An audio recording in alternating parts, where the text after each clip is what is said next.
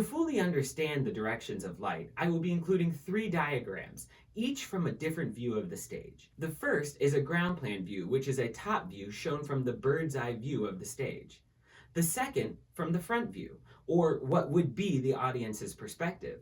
And the third being a section view, which would be observed by standing in the wings and looking towards center stage. The first direction of light I usually consider is the front light, or the wash of lighting that illuminates the actor when directly facing the audience.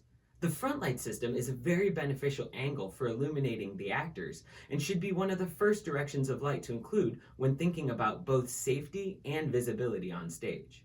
This particular front light is hung at roughly a 45-degree angle above the actor on stage, which we know from before that 45-degree angles illuminate figures to look more natural with limited shadows. Choosing a steeper or shallower angle for your lighting wash can often be a fun way to change its impact on the audience.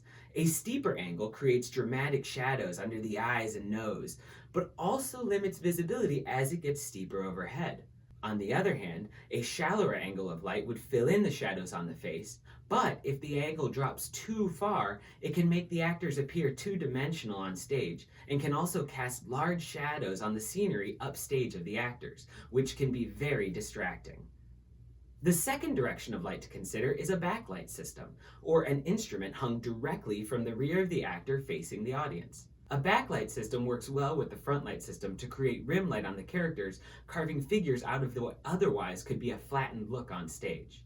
When used on its own, backlight can create a very powerful silhouette, but an effect like this is recommended for shorter, powerful moments, but not necessarily during dialogue or moments when clarity of story could be affected. The backlight system here is shown at a 45-degree angle as well, creating a nice head-to-toe halo of light on the character and doesn't usually impede on the audience's view of the stage. The shallower the angle of light, though, the more chance your light will bleed into your audience and the glare could inhibit visibility for some. While a steeper angle, on the other hand, will create a more contained spill of light, but at the same time could have less visual impact on the audience. A sidelight system is the third option and a fantastic way to help carve figures out on stage, but in a different way than our backlight system. While there are many benefits of having two sidelight systems that oppose each other, they do not have to be symmetrical or even near the same angle. The only major disadvantage of sidelight is that, like backlight, is not great for visibility on its own. But by adding sidelight to your other systems, you double or triple your other options for combinations of diverse looks in your lighting. Top light is the next option to consider using, but can be tricky. I personally always try to push the angle of the top light either a bit to the front or a bit to the back of the actor. This is to prevent a direct top light that would point straight down on actors, uncomfortably highlighting their noses, not to mention the awkward shadow the nose creates elsewhere on the face.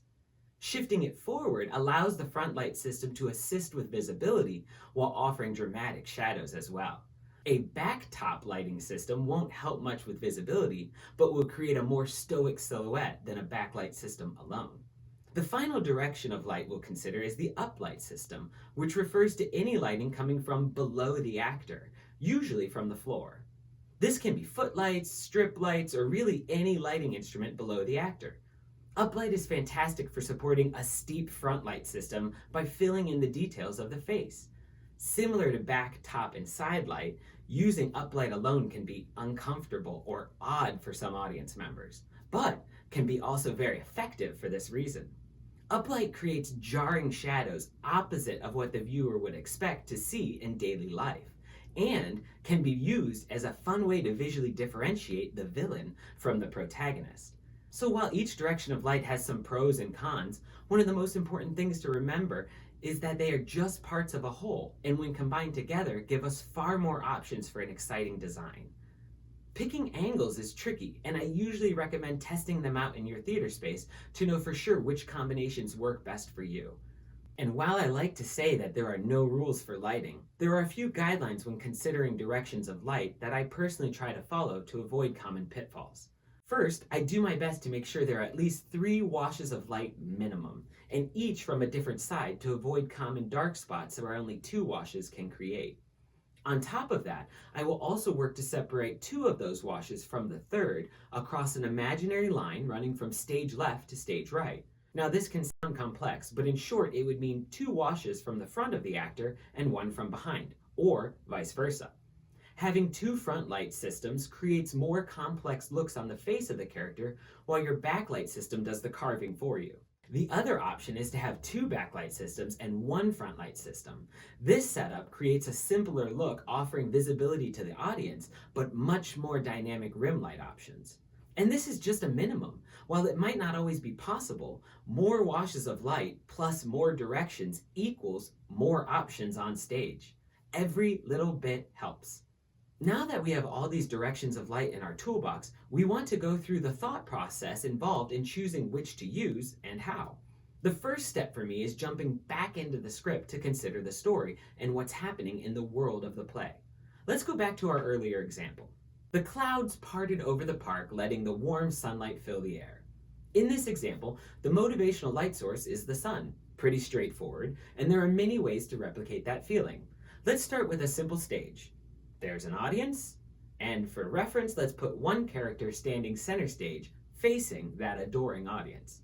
Knowing the importance of visibility to lighting design, I usually make the motivational light source a front light of some kind, whether from one side or head on. To show a direct front light, simply draw an arrow in the direction the light would travel. Next, I want to note the 45-degree angle from above for that cleaner look. Being a face light system, I would plan to use incandescent light if possible, to help bring out the warm glow. So we can note on here that as well. And that being the case, if the budget permits, I want to identify the gel color that we will use for that system, which will help recreate the feeling of the sun on our stage. A gel book is an incredible resource for picking your specific gel colors because it includes a sample of the actual gel and additional information that can help inform your decision. But it also acts as an organized catalog for each company to get you the product that you want. While many companies have popped up in the last few years, two of the most common gel brands you might find available in your area that I have become super familiar with over the years are Lee and Roscoe, which are the ones I will be referencing today. And while each company has their own numbering and organization system, they all produce basically the same product in a slightly different way. Which brand you choose is up to you, but will often depend on what your theater currently has in stock or what is available in your area. I highly recommend contacting your local theater lighting supplier or even an online lighting supplier and ask about getting a gel book for whichever brands they have, as those are usually free. Once you get your gel book, start playing with it to pick out your colors. I like to use a cell phone light or similar handheld light source and shine it through the different gel filters to see what it looks like on things like the set model, fabric swatches from the costumes, and especially on human skin. One of the most important things to consider when choosing gel for face light is the level of saturation of the gel, or in reality, the percentage of white light that will make it through the color filter. Thankfully, gel books list this transparency for each color filter, but that information can be also looked up online. It's important to note that using high saturation colors for face light can be uncomfortable to view for long periods of time for some audience members, and should be avoided when possible. With a warmer color of face light, like amber, yellow, or orange, I try to use a gel with a transparency of at least 60%, whereas cooler colors of face light, like blues and purples, can often be from 50% transparency and above.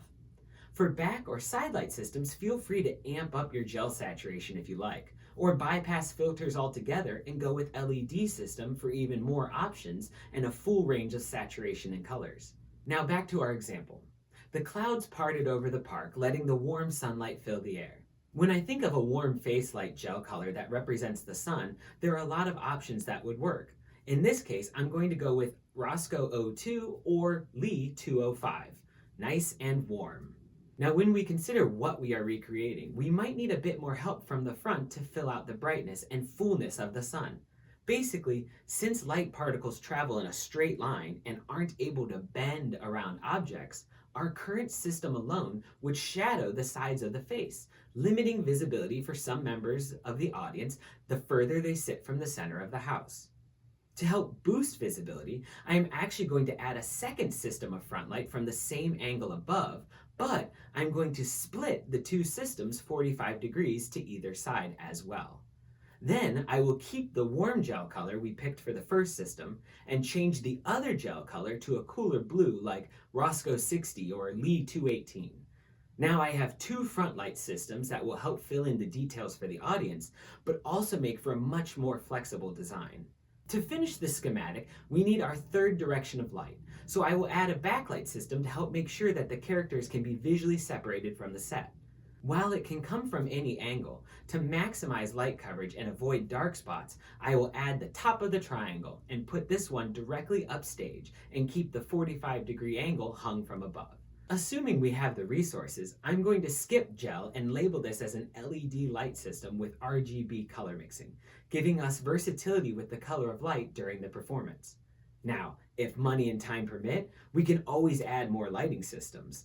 We could split the backlight system into two like we did for the front light to create way more dynamic looks from the rear. Or we could add a top front incandescent to boost visibility and a top back LED for more effects. No matter what you add to your schematic, remember you don't have to use all the options at once. But at the same time, the more options you have, the more ways you have to keep things interesting as the story progresses. But realize that each lighting system represents an entire series of lighting instruments that will be used to cover your whole stage. So adding systems could really start to add up in instruments as well. It's important to balance the storytelling needs of the whole show with what you have available, and the schematic you create for your production will become the foundation for the light plot that you will use. I mentioned that each system or wash of light represents a larger number of actual lighting instruments that you will need, and this is because the stage is broken down into areas or zones depending on which term you prefer, and those are manageable portions of the stage. Each arrow or system of light on your schematic represents a whole series of instruments spread out over the stage to fully light the space from that direction shown. Areas range from anywhere between 6 foot in diameter on a small stage up to 16 foot or more on a Broadway-sized stage. Usually, we work to overlap the diameter of our areas by about a third, so that as the brightness falls off towards the edge of the beam, the overlap will fill any dark spots. More areas equal more control over where the audience looks, but will require an additional instrument and time for each wash as each additional area is added. Less areas could inhibit the ability to control the audience's focus, but definitely simplifies the design and speeds up the time to program.